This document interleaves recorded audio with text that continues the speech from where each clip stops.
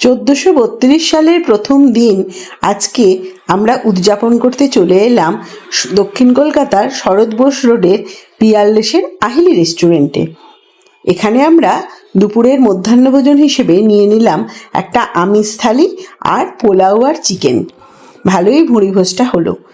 চলো এবার আমরা এখান থেকে বেরিয়ে পড়ি। এখান থেকে আমরা সোজা চলে এলাম গড়িয়ার বোড়ালের মা ত্রিপুরেশ্বরী মন্দিরে। এই মন্দিরে আমরা প্রথম এলাম, বেশ ভালো লাগলো জায়গাটা।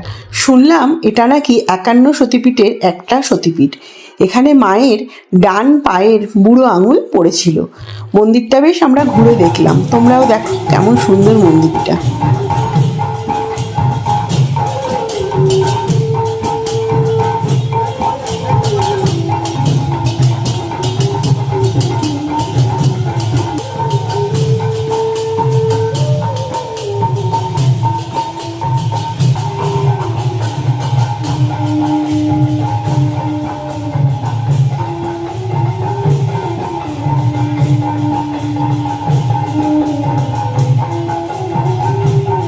নববর্ষের প্রথম দিনে আমরা একটা সতীপীঠে এত সুন্দর সময় কাটিয়ে বেশ সুন্দর ভালো মন নিয়ে চলে এলাম পাটুলিতে।